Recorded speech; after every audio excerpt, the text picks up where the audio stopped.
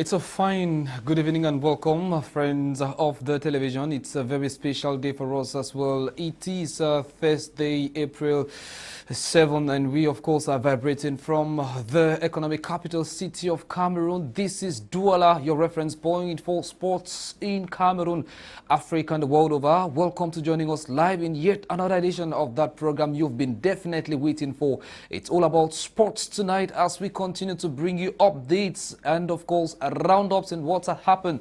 And friends, well, we shall be looking at many things this evening. We would, of course, pay very close attention to match day number 6 at the MTN Elite 1 Championship in Cameroon, adding dropping points for the very first time since the kickoff of this season. While for the Northwesterners, of course, we're talking of Young Sports Academy and PWD of Bamenda. It's a prismatic start for the likes of Young Sport. It is total win over win after the setback on the opening day. For Coton Sport of Garoua, it's not a similar story, friends, as they've now gone 10 matches without a win. All of that and more, including the draws of the World Cup, would be part of today's edition of the program. But for the demystification of all of that and more, we have a sports brain in the building who would help us dissect and better understand all the talking points we have for you today. He's no one else but sports writer for My Soccer 24. Jemea joins us body and soul in today's edition of the program. Sir, a fine good evening to you and thank you so much for accepting our invite all the way from the southwest region of the country. You join us body and soul today to talk sports. You're welcome, sir. Yeah, good evening, Boris. Good evening, Rene, rather. Yeah, good evening, Rene, and good evening to the televiewers out there. Yes, that's of course the brain. You shall be hearing much from him tonight, ladies and gentlemen. We would be paying a close attention to all that has happened as far as football is concerned in Cameroon and other sports making event, but it turns out to be football. We'll begin by talking about the Elite 1 Championship in the country with match day number 6 played yesterday across stadiums in the country with some mouth-watering encounters. The likes of PWD of Bamenda whitewashing their opponents 3-1. Well, of course, those are just some of the intrigues and why not the interesting intricacies as far as football is concerned in Cameroon. But of course, it's still a Coton Sport of Garoua winless, and guess what? They were trashed yesterday. 3-2, or better still today. And that's, of course, a result that even their fans are yet to come to terms with. And many persons are asking the question, what is wrong with the Cartonites of Garoua? A question we would be struggling in today's edition of the program to answer all of that and more. But first, let's begin by putting into perspective match day number 6 with the different results across the board. We'll begin with your reaction. The 6th day of play already at the MTN Elite 1 Championship in Cameroon. Take it, Jemea. It's a race already, and we're seeing the big boys separating themselves from the small boys already. Well, I think it is a league that has been assured that there's some competition in it. We find situations where clubs are finally getting their steam, finally getting their particular places as far as the various groups are concerned. But in as much as these clubs could see when the start of the season, the first, second day and third day of play, we saw teams like Kanong and Eding actually boosting showing their prowess as teams that can go ahead and win the league. We saw them during the off-season, how they were actually preparing both recruitment of players and how they did their administrative aspects of their various clubs. The organigram came in and we saw the different vision bringing in square pegs in square holes, and it's gradually paying off for them. And when you look at the Pool A, where you have Kanong, they are the ones, the top dog as far as that particular group is concerned. They've recorded some, I think, 15 points out there as far as the league is concerned, and 5 wins. It tells you of a team that under Minkwe we have been a team that does not really depend on players, though they have a Yango Prizo, who has scored, I think, close to 3 goals this season. You have the likes of Gong Atiati, who has also scored, and even Vondo Ona, who has also scored goals. So the team looks stable at the moment. But like I said in different platforms, that these teams normally, they are teams that they have potentials to win the league. But as the league goes on, you come to understand that Kanong, the period when they were winning 4-0, 2-0, 3-0, they have started dancing as far as their recent games are concerned. Would that be fatigue creeping in? No, it's not about fatigue. You know, clubs, normally when the league starts, as a club, you must be able to know your strength as far as your club, as clubs are concerned. Because normally the clubs, they started, some of them started poorly, and so you expect some of them to start picking steam as the league goes on. So if you look at the game Kanong played against Union, Union, they are still to balance as far as the league is concerned under Omaru Sobga, and so the win Kanong recorded against Union. You see that Kanong scored that goal, I think, at the 90 plus minutes, which shows they were really outplayed by Union. Union had chances to take the lead. It tells you of teams that after 5 days of play, they could be able to withstand and say, okay, Kanong has won 5 games, so we are playing Kanong, and so we must understand that Kanong is a team to beat as at the moment, as far as Group A is concerned. And they give Kanong a rough ride. And the game 2 against Tekasi already proved to Kanong that they should be on the verge of dropping points. As far as their next game, their next playing is concerned. Remember that they were absent during this match day 6, and so you expect a Kanong. Isah actually they drop points after a spin of 4 straight defeats. I mean 4 straight wins. They had to pull on a 0-0 all tie with Apaches of Fu. So, but they are still the closest rivals to Kanong's Katop of Yaoundé. So you expect that the other clubs like Union and the rest who are coming in will start picking up points, take us too, despite their...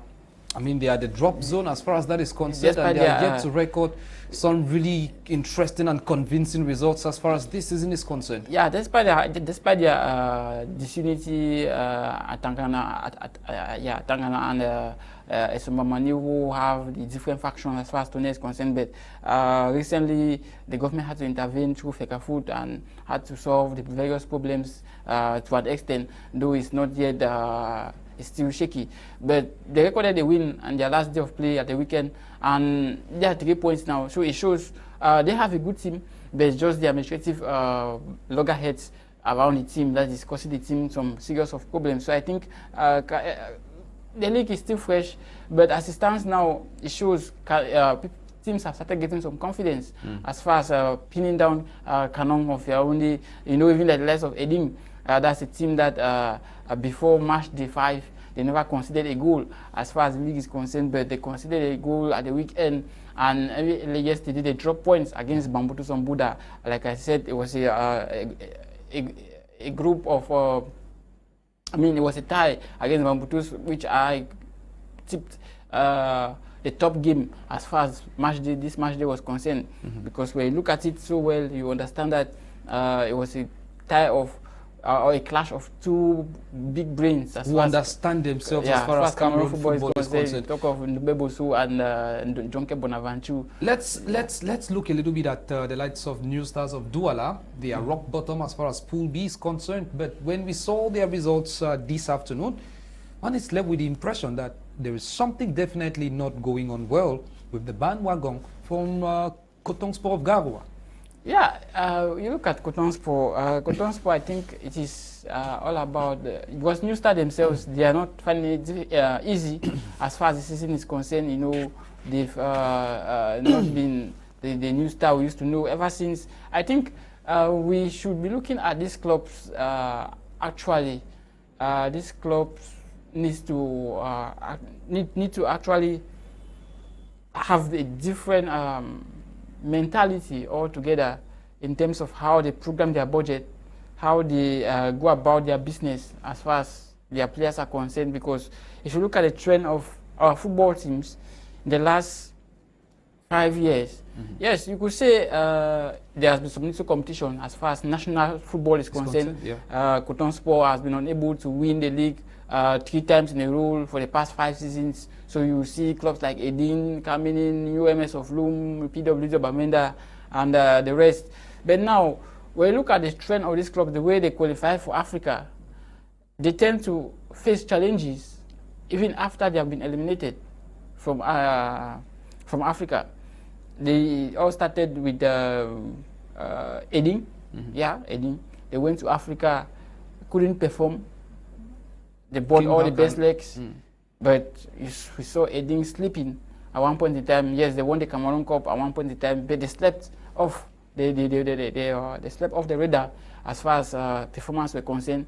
Same with UMS of Loom. There was a time when UMS of Loom had to appeal to CAF to actually reprogram their match against a Democratic Republic of Congo team in the Champions League. And since then, UMS have not been the same again as far as football is concerned. It's now that, even now, as I speak, though we are coming there, I just want to tell you how clubs have to prepare for international competitions. And the recent one is Fufu Club of Baham, and even PWD too, because they went to the CAF Champions League. After that, they find it difficult to get back to their steam. To stand stability. And the recent one was Fufu. Fufu too went, and since then they've been dancing here and there, though they won their last game, but they've not been really finding it easy as far as after Africa Adventure is concerned. So when you look at Coton Sport, like what is happening with Coton Sport, it's almost the same scenario. Yes, they have been a team that when they go to Africa, they try to maintain that stability, start to maintain that form, that class, that status as an organized football club. But this season proved to be that season where they find it very difficult. Yes, I will say Coton Sport, they might not, this season they never had, the ambition was not like that of last football season. Because last football season they had huge ambition to win everything that comes their way in terms of the league and the Cup of Cameroon. And so they went out to the market and bought fine brains who can come in and give them the results. Banga Suleiman, Ngombe at Itame, they had Itabawa, they had the likes of 20 who came in from loan from Tunisia. They had Lambert Ngome Arena who came in and they were scoring goals for fun. But at one point in time, those players left. But now the replacement of those players became a problem. And it reminds me to say that the last time Coton Sport went this long run unbeaten, long run winless run, a long period of time without a win, was in the periods of 2020, December 2019 to January 2020. They went, I think, close to about 9 games without a win. Yes, that was understandable because you understand that was at a time when Dumbe Boso was the coach of the team at that point in time. And so Dumbe Boso was selected to assist Clement Aroga as one of the assistant coach of the Shan team. Exactly. So at that point in time, he had divided attention. Some players as well were taken out of the team. Yeah, he had divided attention in terms of where the work given to him at Coton and that of the Shan. So exactly. The team had to have some instability at that point in time. So reasons why he had to be, his contract had to be mutually terminated for Suleiman Abubakar to take over. So that was the last time Coton Sport went this number of games without a win. And we expected after the disappointing defeat to Otoho at the weekend where they lost in their last CAF Confederations Cup game, we expected Coton Sport of Garoua to actually bounce back against a New Star team that has been limping.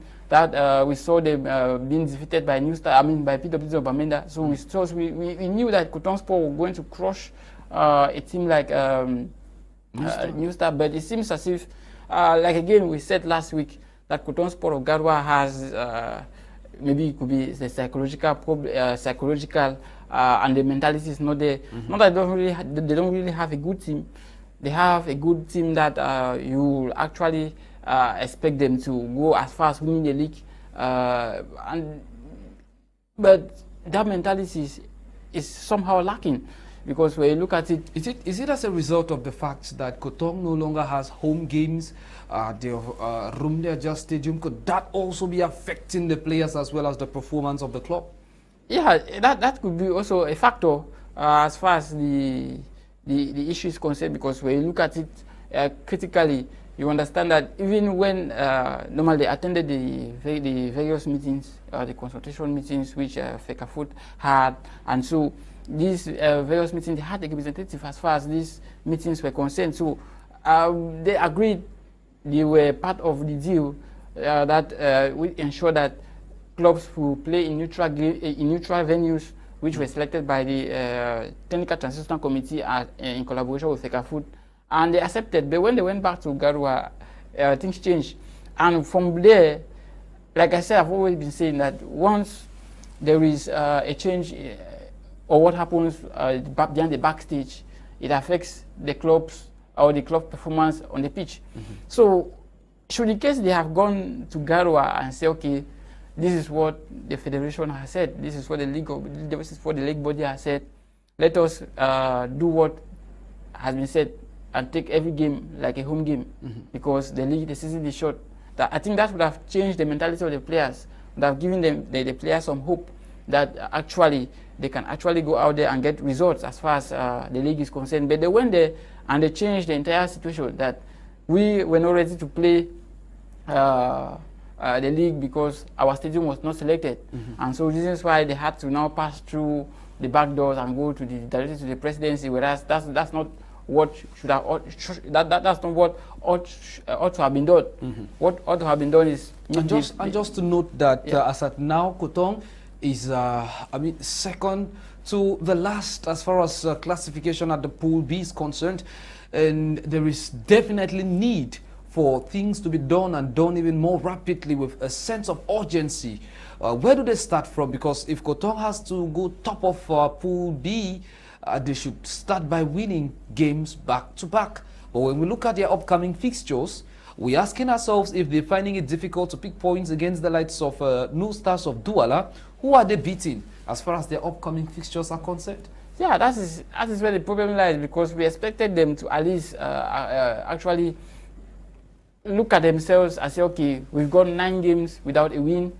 We've got 9 games without any positive improvement.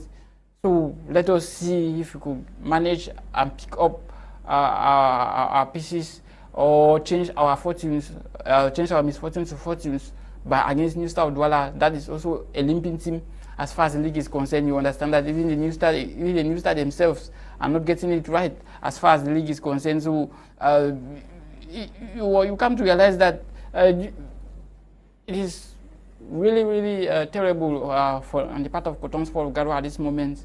But I still think that they fail to actually pick up their replace their lost legs.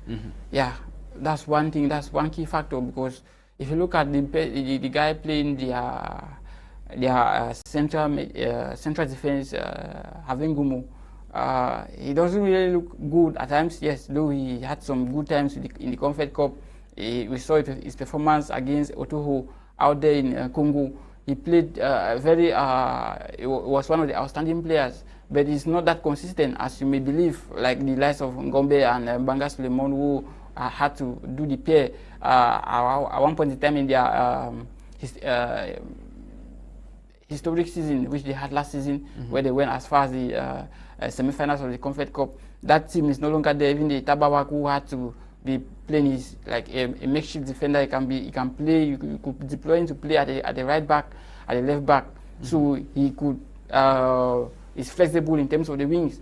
But losing such a player, losing such players, and without you replacing them, and you depending on somebody like the other Camilo, who is their record goal scorer for Kotong Sport of Garua with over 170 goals to his name. Such a player, he comes in with the experience, and such a player needs to come in at the level of, let's say, the dying minutes of the game. But with this, you understand that there is no Jemea Arena who score you 19 goals in a season. So you expect the team to struggle in terms of scoring and defending. Even at the level of the midfield, Okini is not the Okini we used to know. He is off and on, and his performance has not been the best. So all these things put together, the club really has the mental strength is not there. Their transfer policies this season was not the best. So you understand that the team has not actually did what they did last season, and it's going to be difficult. And should they, at this point in time, when we are going towards the March day 7, and they are still at the level of the relegation, it's going to be difficult, because this is a group where before the season started, you understand that they have to face the likes of Bambutus, PWD of Bamenda, and possibly UMS of Luman. These are not easy opponents as far as that is concerned when we talk of Kotong Sports' next outing. And for match day 6, other results played across the national territory.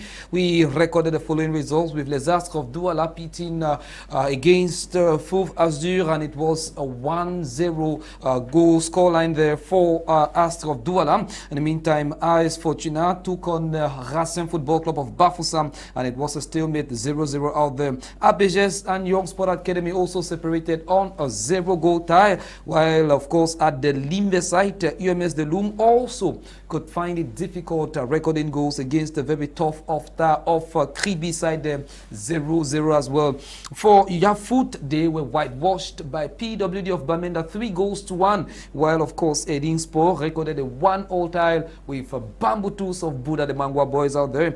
In Bafoussam, we had Faubourg Club of Bahama pitting against Renaissance of Ngumu, and Faubourg came out victorious with 1-0 there, while Avion Academy separated 0-0 with Dragon Football Club and Nsah. The big surprise, of course, thrashing Kotong Sport of Garoua 3-2. Those were some of the results as we could gather for you. Friends of the television, for those who are just tuning in, you're on to Prime Sport on My Media Prime Television. It's your magazine program that comes out on a weekly, every Thursday, 9:30 p.m. to, of course, 11 p.m. And we get to bring you all the updates and roundups of sports making events across the country, Africa, and also the world over. Coming up next, we turn our focus, and now we stay with the indomitable lions of the country with roving ambassador Roger Mila, citing the fact that there is need for Cameroon to build a strong defense as we build up to Qatar 2022. And he's trying once more to solicit the services of Liverpool's defender Joel Matip, who of course went into retirement internationally since 2013, and he's saying there is still much that can be done. In fact, he's going on a beat to persuade Fecafoot for them to try once more to persuade Joel Matip to retire out of retirement, and why not defend the countries of the colors of the country, I beg your pardon, come Qatar 2022. And that has also provoked lots of reactions across the board, with many persons asking question: do we or do we not need Joel Matip? And that's the big question. Teke Jemea, sports analyst and consultant, you've been closely following and monitoring the developments surrounding the return of Joel Matip, the possible return of Joel Matip. Some are saying it is not entirely impossible, but of course it's highly improbable. What would be your reaction to that? Well, I think that we keep on making a mockery of ourselves as far as Cameroonians are concerned. We see this nation is not a nation where some people are big than the nation. People die, people go, Cameroon remains Cameroon. And you understand that we can't actually be, they say, if your hand or if your finger is disturbed, you get it. So I think if we are still at the point of bringing back Joel Matip, I think it is embarrassing to our national image and as a country as a whole. Because if you look at the situation as at hand, we don't need Matip. To my own opinion, we don't really need Matip as far as because if you tell me we need Matip and the player is not showing interest of coming, then you should understand that he doesn't want to play for Cameroon again. He doesn't want to play. So I think that these are things that we needed to have understood the how these things work.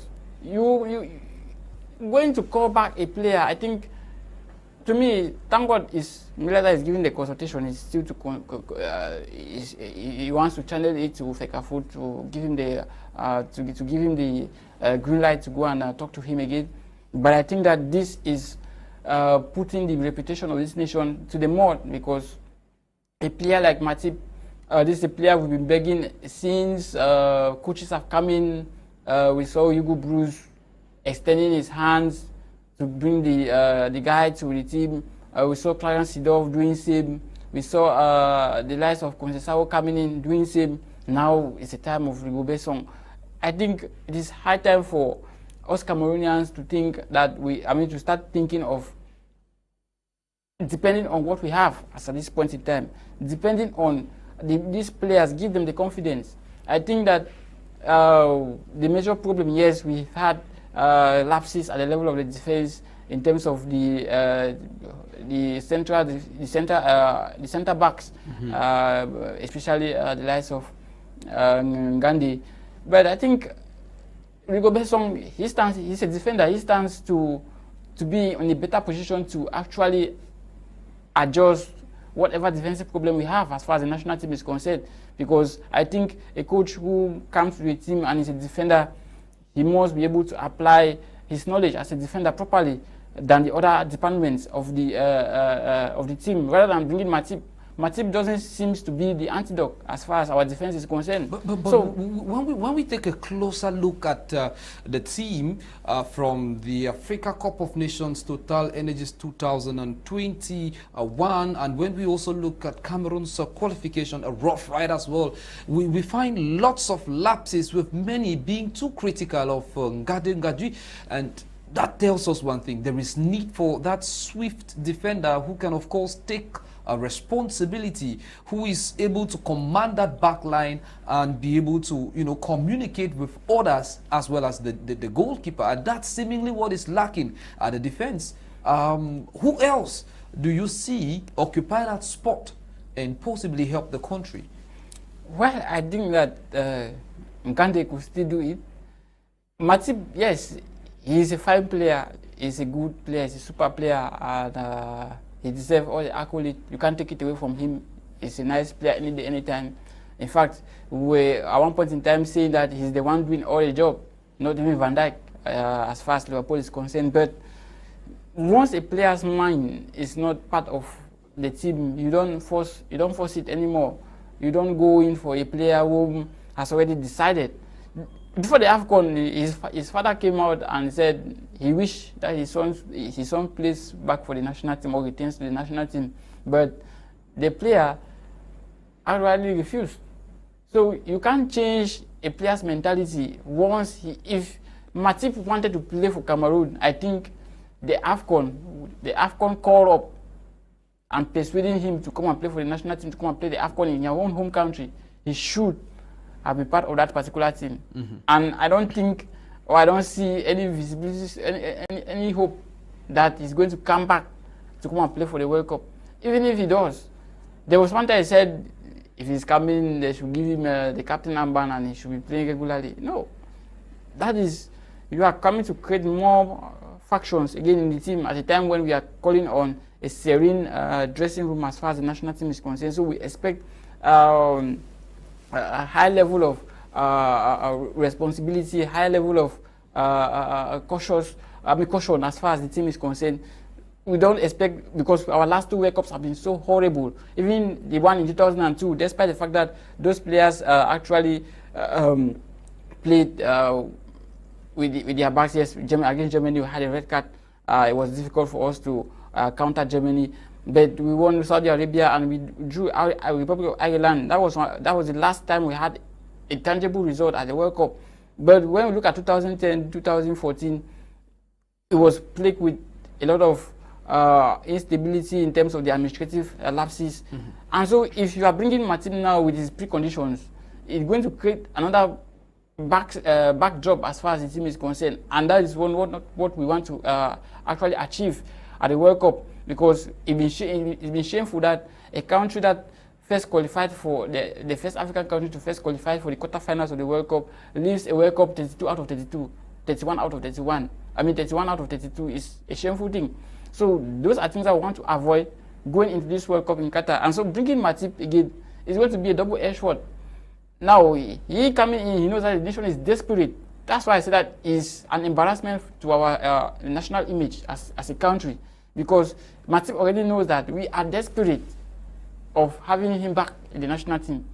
But we should not be, if at all we want a situation whereby we have given a player call up 1, 2, 3, 4 times and he's not showing interest of coming back into the team.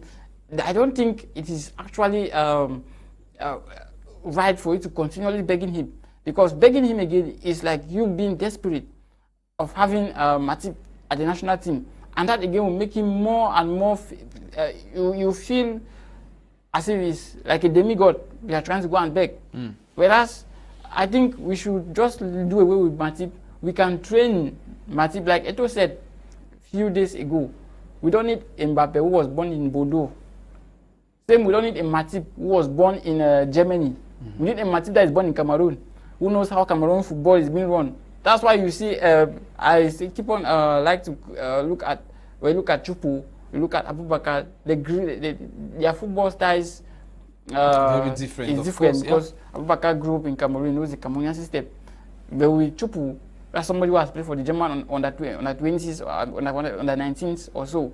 So he masters more of the German idea. Same with Matip. So we need players who are born in Cameroon, and I think that we should start following the steps of Nigeria, what they did a few days ago, I think on Monday, where they are started saying that they want to encourage clubs to create academies where players are groomed to understand the football in the country. Yeah, to replace the aging footballers, so that we don't want a situation whereby you call a player and the club is holding the player not to come to play for the national team. We are going to be coming Those to are the things that that. Cameroonians should be looking at. Instead of going to call somebody who has consistently rejected your call up, it shows you are desperate. We have seen the Indomitable Lions go out twice in recent times. That's the last decade or so, at the level of the World Cup, and their performances have been embarrassing. We should say that. 2010, a sham. 2014, big shame.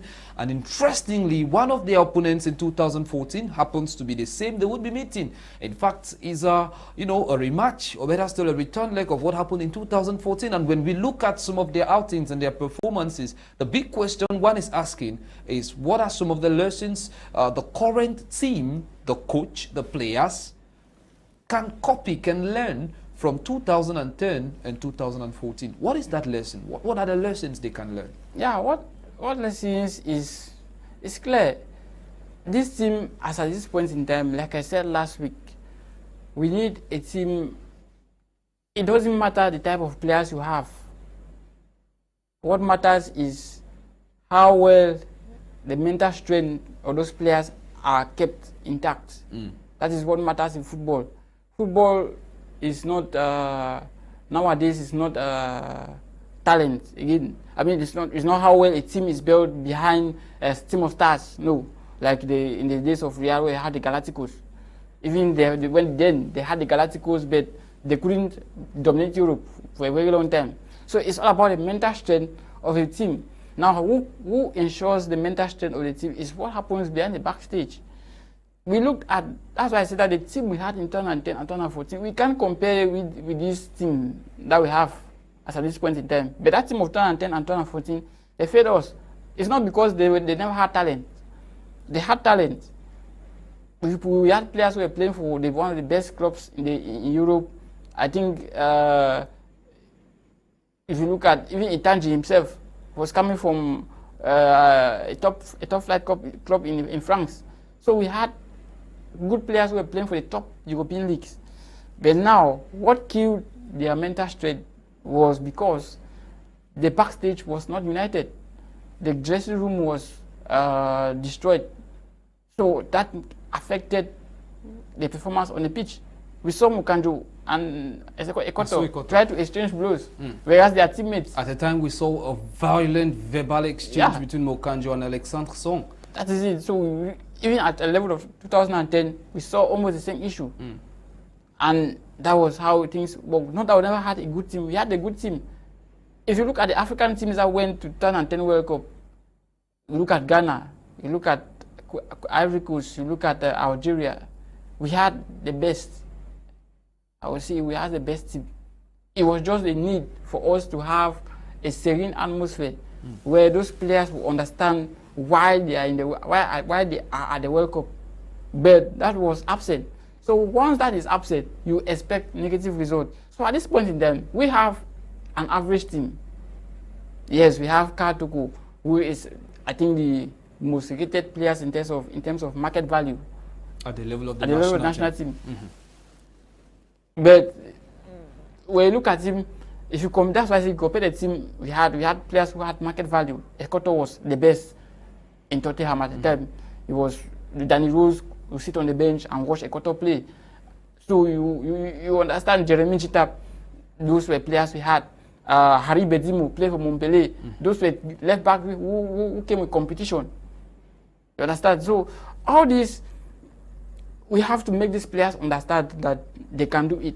That's why when I enjoy the words of Eto, the way he's trying to create the mental strength of the team, that yes, we can.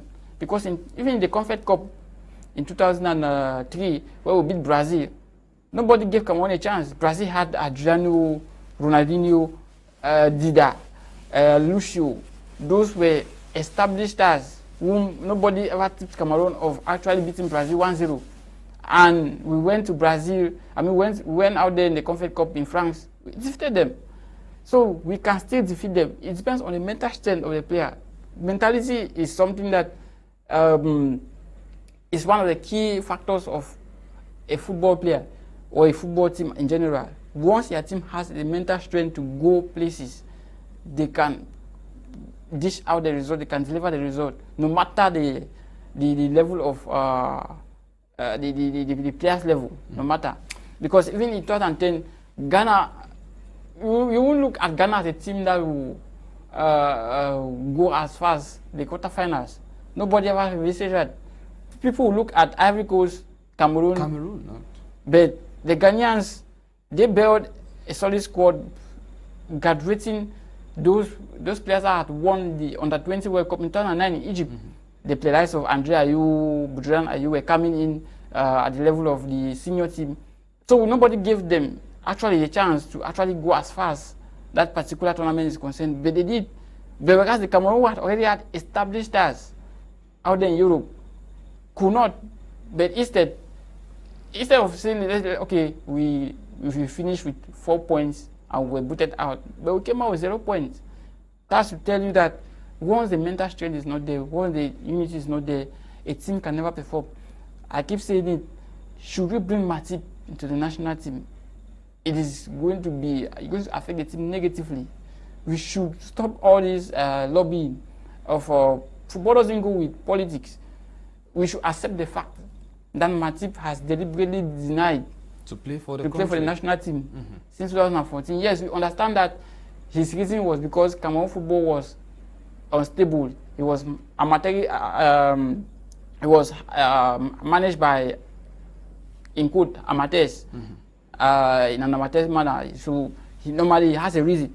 But I think that at this point in time, where if a nation keeps coming to beg you, saying come and play for the national team, you still have a space in the national team, you still have what it takes to play. I think that is being deliberate. And so the player looks himself as a demigod at this point in time. So I think we have a reaction within the context of our current conversation, and it's a text message yet to be signed. It says, "Good evening.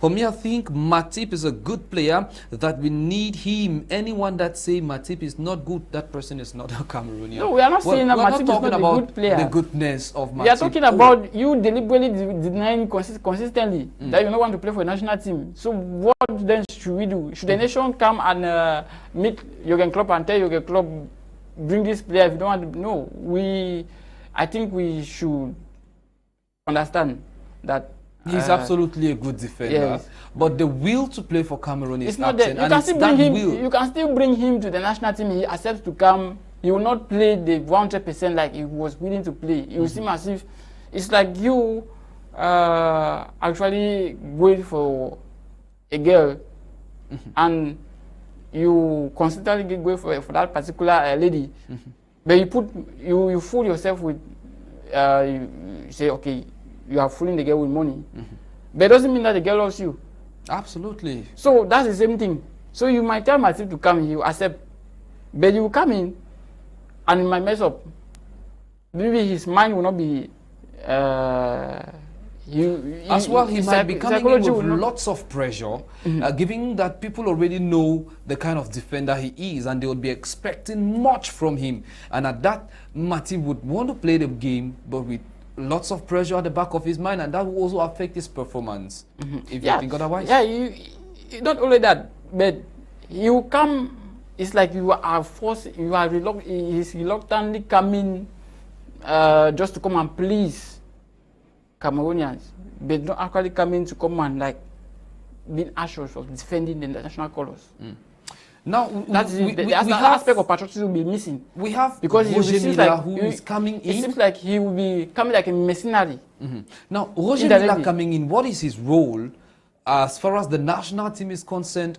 Why do we have him lobby for the services of Joel Matip when we know that within the context of the national team we should expect either a FECAFOOT president or maybe someone at the level of the coaching department to go for, the soliciting of services of players? But we have a roving ambassador coming in, and that brings to the fore another aspect, the independence of the national team. Now, that is the problem. Now, when you look at, when you do a content analysis of what Eto'o said, we don't want Mbappe, who is born in Bordeaux. We only want Mbappe that is born in Cameroon, who understands the culture of playing for the national team. Look, when you wear that green and yellow, that's where you know the honor that comes behind it. Matip doesn't understand wearing green and yellow. If you had understood, then when the nation comes begging you, you will play. But yes, we have the likes of Ziyech, who also out after he wasn't called by, I'm sure, the Moroccan team, they just ended AFCON. He went into retirement, and the country, as at now, is not making any statements. I think because the results are coming. Learn from that. The results are coming. So if we call Matip in, we gave Conceição that reached at least the semi-finals. So if we called Matip and Matip never came, we reached the semi-finals. We should stop this mentality of hosting to win. We played the AFCON at least. We reached a level where we could say, okay, we can start. We could put our hands on our chest and say we did something as far as the AFCON was concerned. We never wanted a situation whereby we wanted an improvement from 1972, where we were booted at the semi-finals. But I think that we should not go on being as deliberate. That's my worry, because it's like a nation begging a single person. Keep on begging, keep on begging. It doesn't hit well for our football. It doesn't give us, as a nation, that pride. That pride anymore is no longer there. Because you as a player, it's an honor for you. It's a privilege for you to defend your national colors for every player. That's why Neymar, I enjoy what Neymar said, I think last year. He hit hard on African players. It's not because he's a black, but he looks at the African players as they are not willing to play for the African continents. I will tell you categorically clear, because the Africans have the talent, but when they come to play for Africa, they don't put their best, and it's true. This is what we Africans need to sit up. That's why I enjoy what the Nigerians are planning to do. To encourage their local-based clubs to have academies, train those players, so that those players can be used to replace the aging. So that we don't hope to go and be telling people like Dele Alli to come and play for national team, and they're telling you that they want to switch to England. For Ghana, for instance, Edgard is contemplating whether to play for England or play for Ghana. We had a recent case with Elanga. So that is what Elanga was Sweden. So that is what we should be trying to avoid in the future. Because I think that Matip is a loose battle. You can't convince him again. Except then Jesus Christ have to come again for the second time to tell Matip, come and play for your national for your national team. Whereas it's supposed to be something that it is an honor for you as a player to put on the national colors and defend your country in any battle, because you are at war with other countries. So if Matip doesn't deem it necessary that Cameroon is a privilege for him to wear the Cameroon jersey, then I think we should call it off as far as calling him for the national team is concerned. We are not denying the fact that he's not a good player. He's a fine player who was established himself as one of the best in the Premier League. If you want to call defenders in the Premier League, you call Matip is in the first 10 years, but he doesn't have the zeal to wear the national team colors. We should say these things fact. We are not denying the fact that he's not a good player. So think of the fact that JJ Okocha of Nigeria recently made a statement that it's only when you go into retirement and realize that you never had the chance to play world football at the level of the World Cup, then you were absolutely not one of those fortunate enough to taste the real soup of football. He made that reaction recently on one of his outings. Friends of the television, coming up next, we of course navigate still in the world of football, but we shall be talking this time around about the World Cup with the draws known already. And yes, we've been asking ourselves the very big question: what are some of the chances of African countries as the match on? Like you can definitely see, yes, of course, the different groups there for you. Group A, Qatar, Ecuador, Senegal, Netherlands, and for Group B we have the likes of England, yes, and you can rightly see Ireland, USA, and the Euro playoffs. Definitely we expecting one person to join as far as Group B is concerned. For Group C, Argentina, and yes, Saudi Arabia, Mexico, and Poland also make part of Group C. While for Group D, you can see for yourself France, and we have the playoffs coming up next, and Denmark as well as Tunisia, one of the African representatives as well. For Group E, it is Spain, the playoffs, Germany and Japan. Group F, Belgium, Canada, Morocco, as well as Croatia. And for Group G, Brazil, Serbia, Switzerland, Cameroon for you.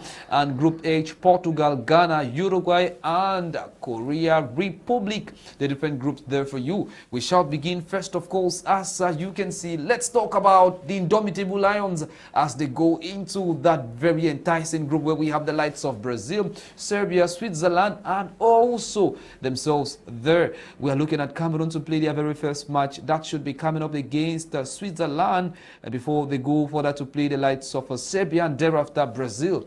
Well, it would be certainly a rematch many Cameroonians would want to see, given the exploits of Neymar when Cameroon met them at the 2014 World Cup out there in Brazil. Well, it would definitely be a different game. Football is on the pitch. C'est de ça qu'il s'agit, as Cameroonians would definitely tell you. But what should Cameroonians be expecting as their team goes into this very tight group? It's a tight one, as many are referring to it. First, we begin by saying congratulations to Coach Rigobert Song and his players. But where are we? Well, the draws have been made known, and so it's for us now to come back and strategize on how to actually go out there and make ourselves known to the world that Cameroon is back again. Because when you look at Cameroon, it's a household name in African football, and it has stand a test of time as far as world football is concerned. So you understand that a country hearing the name Cameroon coming to the World Cup, then it's a record 8, another extension, because we expected Nigeria to match the 7 participation, but they were eliminated by Ghana. So Cameroon now has extended that record to 8. So it's going to be difficult again for another country, though Morocco is closer and Tunisia. So we are playing in the World Cup where, if we know the statistics, it will shock all of us that Cameroon has played 23 matches in the World Cup, recorded 4 wins, 12 defeats, and 7 draws. That's our report card in the World Cup. And the last time we last won a game, or let's say we last won a point in the World Cup, was in 2002, where we drew against Ireland where Ireland is popularly in their country. For dream with Cameroon, because Cameroon was the first African country to go to a World Cup as favorites. As favorites, actually. That was the first country to go to the first African country. Though we had Nigeria in '94, where Nigeria had a historic team of Amukachi, the likes of Amunike, Okucha, Kanu, Wanko, Sivinkechi, Yakini, and the rest. But the team we went to at the 2002 World Cup, we went as favorite, one of the favorites. So that's why when Ireland drew that 1-1, there was need for a public holiday because they knew what Cameroon was made of. So all these things put together, it tells you that if a country like Cameroon has played 23 matches, won just 4 matches, then it's a wake-up call for our nation to understand these statistics. It doesn't speak well for a country like Cameroon. And 2010 was a year where we could have made history for ourselves, but because of poor management of our national team, Eto, Song Saga, captaincy, all the like, I had to play negatively for our team. And so you expect poor results and reasons why we have 12 defeats at the level of the World Cup, which is not something that we should be taking to the World Cup. Yes, we are playing against Switzerland, against Serbia, Brazil. These are teams where when you look at Switzerland, those are teams that you could look at them like the Mali of Africa in terms of their status in Europe, because they are the average teams in Europe and they are the giant killers as far as European football is concerned. In Serbia, you saw what they did to Portugal, prevented Portugal from qualifying direct to the World Cup, had to come in for the playoffs as far as the qualifiers for the Europe zone is concerned. And same with Switzerland, they prevented Italy from qualifying for the direct playoffs. In fact, Italy never qualified. So those are giant killers you call in Europe, just like you call Mali, Gambia. You call Gabon. Those are giant killers. Burkina Faso, those are giant killers in Africa. But in Europe, you start calling the Denmark, Switzerland, and Serbia. Those are countries you classify as the average teams after calling the likes of Germany, France, Italy, Spain, Portugal, and England. So those are the big guns. So it is a group where it is very tricky. But like I said, we can move out of that group to the next round if we properly manage our team so well to have the best in terms of build logistic motivation and how the players have been treated. Unlike in the previous World Cups which we have gone, where the players have not really been given administratively wise, it has been poor, which has affected the poor performance. So we have to go there and ensure. Game like Cameroon, Brazil is a game many Cameroonians have had. When we look at some of the images that have of recent times been making waves across social media space, and Cameroonians could be getting into this game with an emotional trauma. Yeah, we know Brazil, but then football, as we always believe in the country, is on the green turf. That is where it's played. But there, what should be the average expectation of every Cameroonian? A win? Yeah, you must expect, against Brazil, you must expect a tough encounter against Brazil. Yes, this is the third time we've been paired. We are being paired against Brazil in the World Cup. '94, they beat us 3-0. I remember goals scored by Romario, the then star man for Brazil at the time. You know, each World Cup they come with different stars. '94 they had Romario. 2002 they had the likes of Ronaldo, Ronaldinho. 2014 had the likes of Neymar and the rest who came in to boost the team. So this time around, Neymar is still there. They have Emerson of Liverpool, Edison of Liverpool, the goalkeeper. Daniel Alves also coming. Marcelo. Those are great defenders. I mean, Thiago Silva might be part of the squad. Yeah, absolutely. So you understand that Brazil, we can actually stumble on Brazil. We've beat them once in the Confed Cup, in a competitive or in a FIFA organized tournament like the Confed Cup in 2003. where nobody gave us a chance in winning that particular encounter, where we had to that Samuel Eto'o famous strike, which had to put goalkeeper Dida under hard times as far as that particular game was concerned, surpassing 2 defenders, Lucio and one other defender, and lashed in the much awaited shot, which goalkeeper Dida never saw it coming. And that nobody gave us a chance. We saw Ronaldinho playing all the magic he could play on that particular day, but the likes of Kala, Song were all behind him, Timothy Atuba, all those guys. So if we go with that same mentality against Brazil in December, it is going to pay off for us. But it all depends now on how those boys are well managed. Yes, I keep saying it and I'll say it again. The mental strength, how do you build it as a football, as somebody who masters football well? How do you ensure that those players are well taken care of, where there is no issues of bonuses, there is no hate in the team, there is no favoritism, all those they like. So where the players are going as a unit, I think those guys will have to do magic as far as the World Cup is concerned.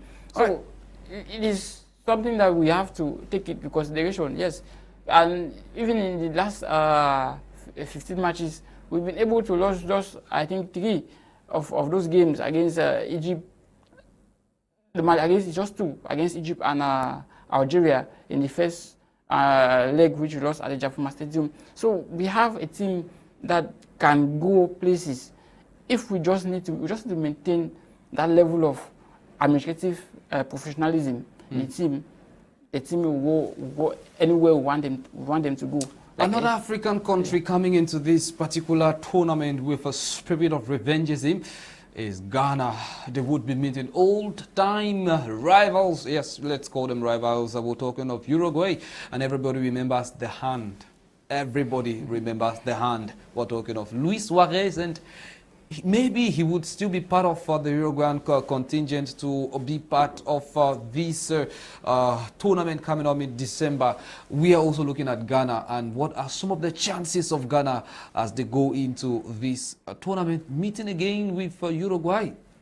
Yeah, Ghana they have, they've always been a team, yeah, in their first World Cup, which they qualified in 2006. They actually proved to be a tough team, despite the fact that they were defeated by Brazil in the round of 16. But they came in 2010 and did more than expected from a team like Ghana. Went as far as the quarterfinals, and they were on the verge of going to the semis. But just from that John Mensah's header, which had crossed the line, and Suarez had to do only what God knows why he did that. As far as that particular game was concerned, one of the memorable moments of the World Cup history, where we saw an African team being prevented from making history for themselves. And the game normally, after Montali had open scores in the first half, then Diego Fulan came in with that is the master of the Jabolani at the time. Had to score, put Richard Kingston on a different angle, and he had to equalize. So that was a game that the Ghanaians knew. Even at the time when it was the only African hope, all the big guns like Cameroon, Algeria, Cote d'Ivoire, Nigeria had already been booted out. There was the only hope left as far as that particular World Cup is concerned until at the point where the South Africans had to change their name into from Bafana Bafana to Bagana Bagana. It tells you of the oneness which Ghana Africa, cricket, Africa must unite, and that logo, that message, Bagana Bagana, and so the entire Africa was behind. But that one last kick, that one last header from John Mensah, which was saved by the hands of Suarez. And Gianna had to take the last minute kick penalty, which hit the crossbar and went off. And it was the rest was history as far as that particular game is concerned. So the Ghanaians are coming against Uruguay again after 12 years. You know, they went in 2014, but they couldn't perform. They had just 2 points from their first, their 3 group games in the group with Germany. So they couldn't actually move to the next round. Yeah, they were the hopes that were depending on their star man, Asamoah Gyan at the time in 2014, but they couldn't deliver as far as that World Cup was concerned. So now they are coming now at a time when they face one of their tried moments in the history of their football, in their national team football, where from 12 matches they've been able to win just 4, draw 4, and lose 4. So they have not really been a team that you pick after, you know, they also have administrative lapses where the FA were saying that they want an expatriate coach from a mercenary from abroad. Not very different from the situation we witnessed back here in Cameroon. Yeah, so why the FA wants somebody, rather the government wants a person, a national. The FA wants an expatriate. Yeah. So that affected their performance at one point in time, from Charles Akono, who left, Milovan Rajeva came in, couldn't manage the team until the team had to go their last 6 games. They have not been able to win. In fact, they've had, I think, 3 draws, 3 defeats. Prior to the Nigeria clash, they've won 4 games without a win, and it extends to 6. After, you know, the Nigerian clash, the double header, it was 2 draws, home and away, though they qualified on away goal rule. So the Ghanaians, they haven't really got the best, like the Ghanaian team that we used to know in the days of Gian, in the days of Stephen Appiah, John Mensah. Those were players who, the Asians and all the those were players who made Ghana tick as far as the last 6, 7, 8 years were concerned. Then now they should be able to have a manager who came in with the different mentality, tactics. Otto Addo, the Donmon under 23 coach, who was appointed as coach, he has come in now.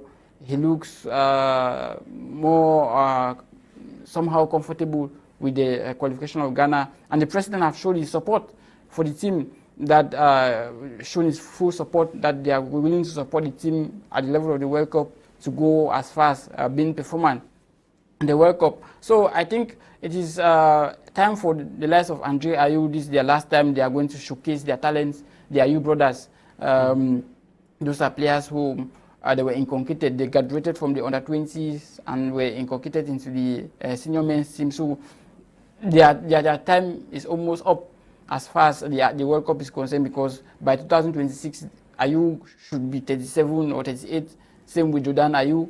So this is their last bus stop, and they were one of those surviving players of that particular historic situation. Though you have Uruguay, you have Cavani might be coming in, who was also part of that situation, and even Suarez. So you have those 2 guys actually coming in. So it's going to be a moment of revenge.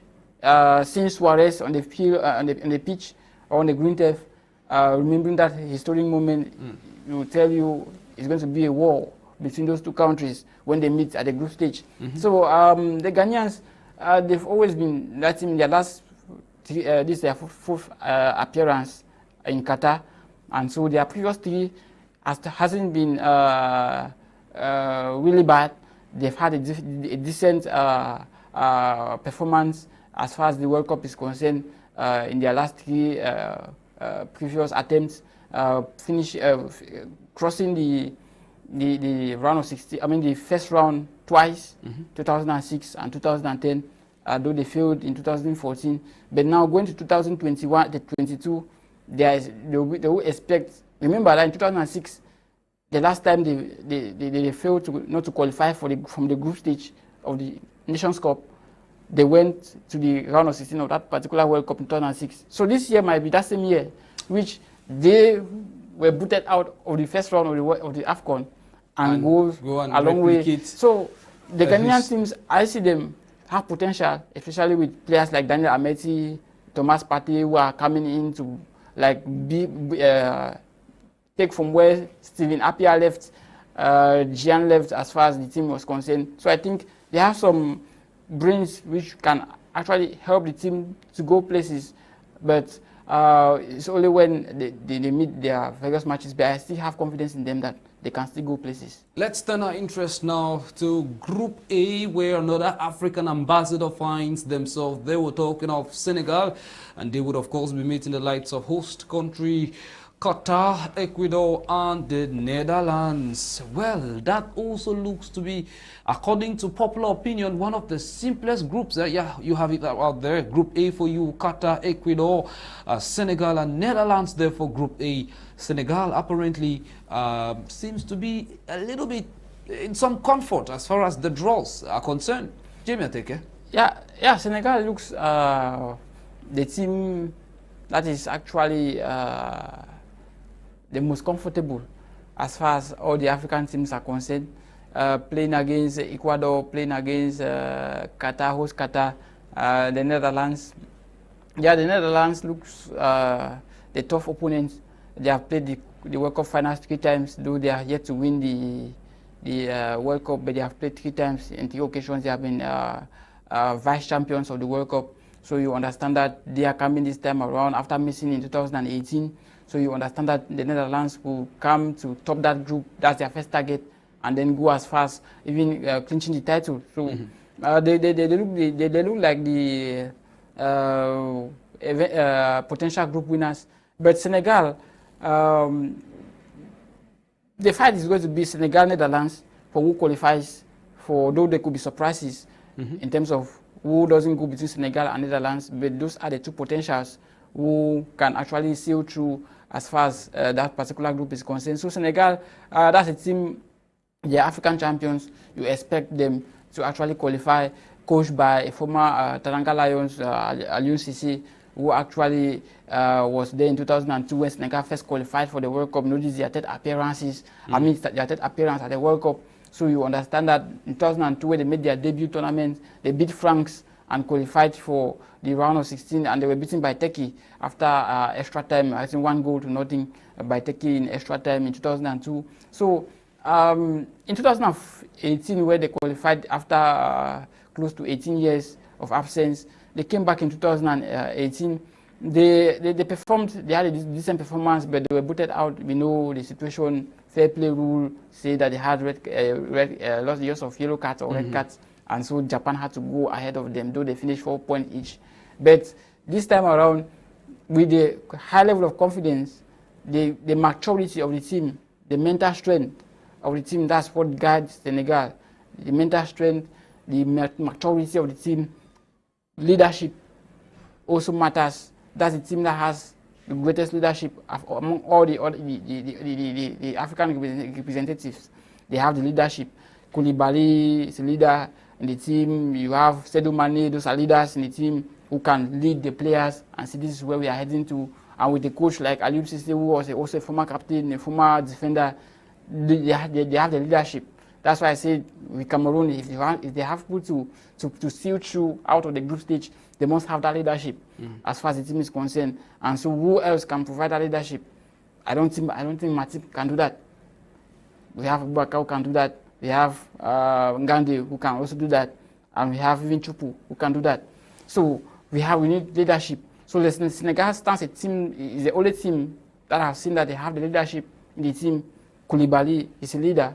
Mane is a leader as far as the team is concerned. So Idrissa, those are leaders in the team who their influence can galvanize the help players. Go a long way to help the team go places. So that is what makes a team. The reasons why they have lost just 1 game in their last 15 in all competitions, recording just 3 draws. That one defeat was against Egypt in Cairo in the qualifiers. So it tells you of a team that has leadership and have grown with time.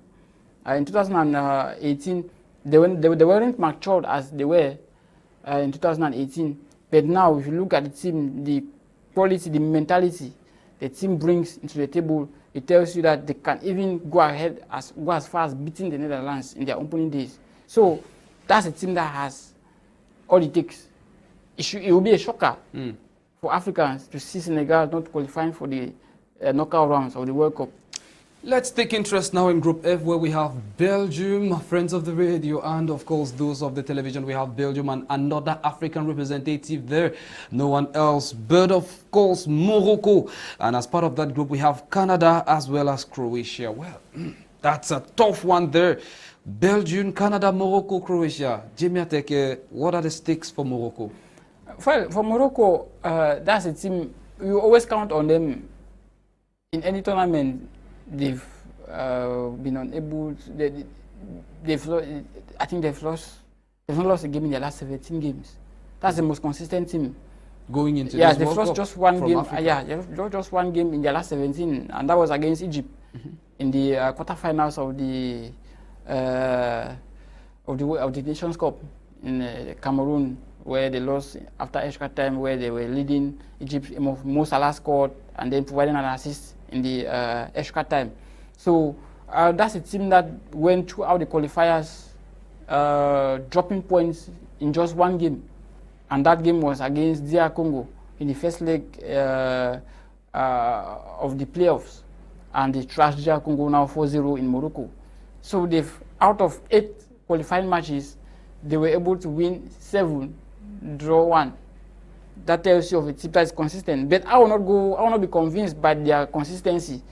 I don't see Morocco, their chances for me, qualifying out of that group, in a group where I have Croatia, Canada. They could beat Canada, but it's going to be so tough for them to beat Belgium and Croatia.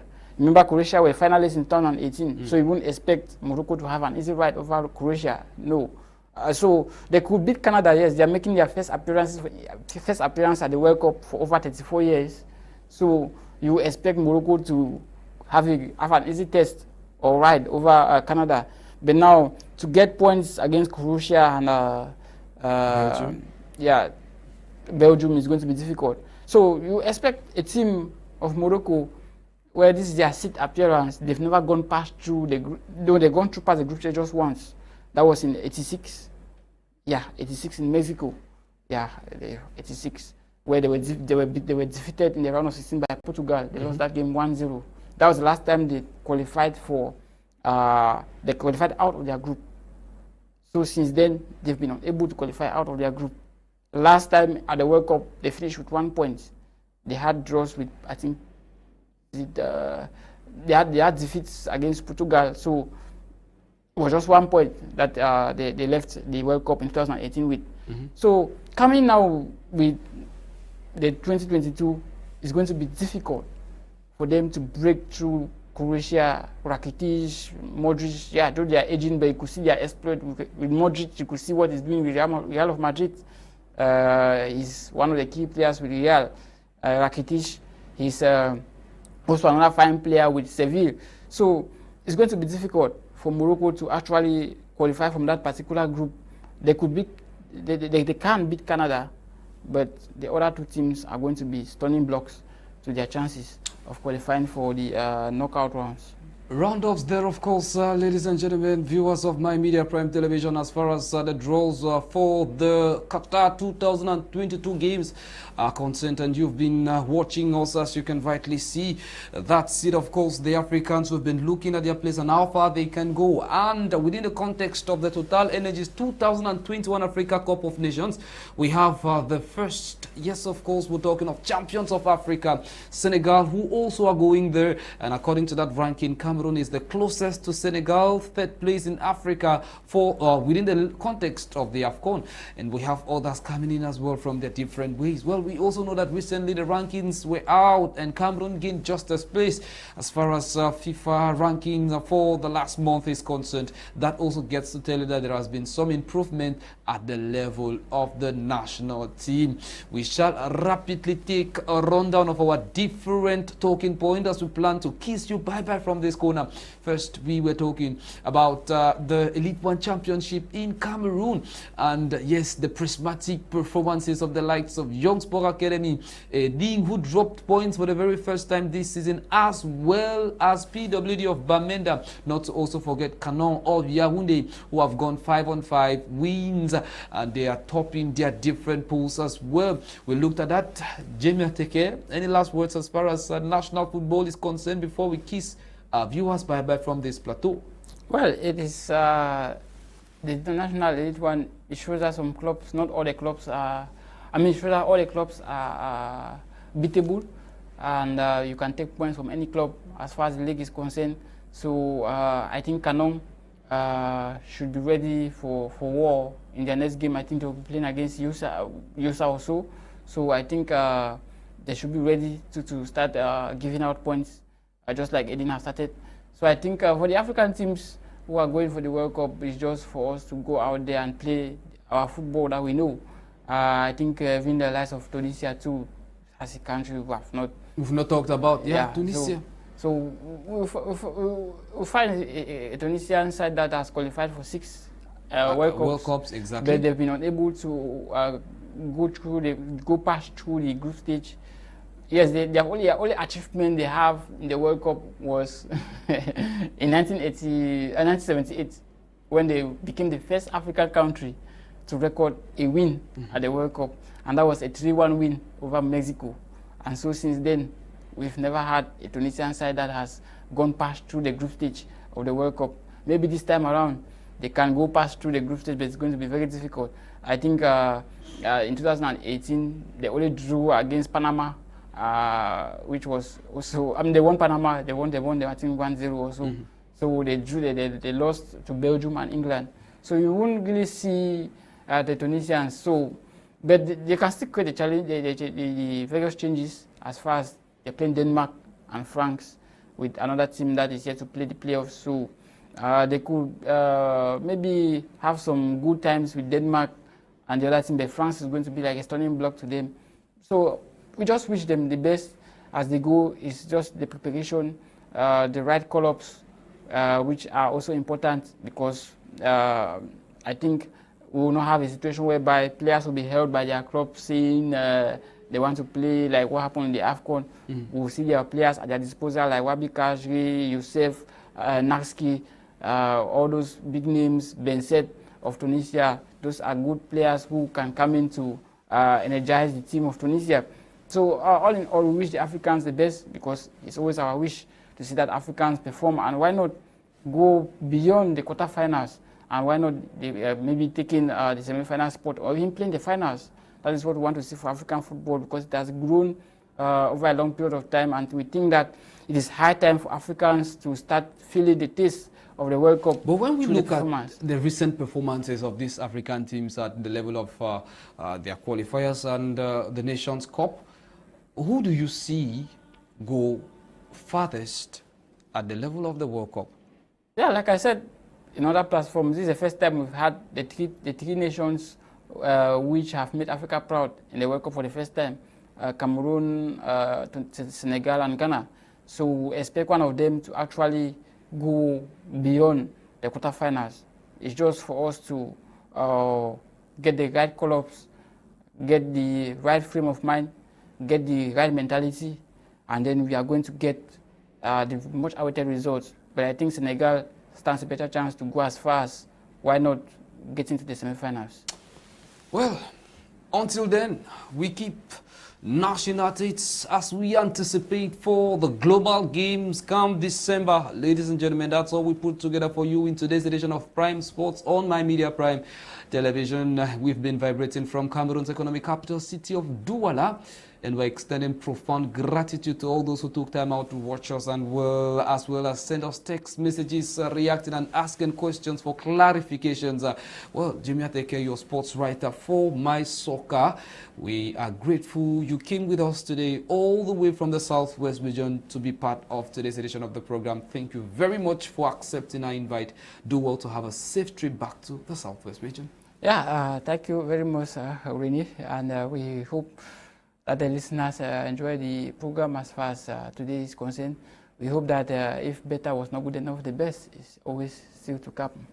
The best definitely would be coming again as we plan, and hopefully, God willing as well, would be with you on Thursday, 9:30 p.m. again. That's of course Cameroon time, Douala time. We shall be with you for another mind-blowing and why not enticing edition of Prime Sport on My Media Prime Television. We are grateful you were there with us. For presentation, my name has been Bishop Rene. For the production today, we had of course Eli there, and we thank the cameramen who were also with us to accompany this very fine production. Until we meet again, remember one thing, Sekebole.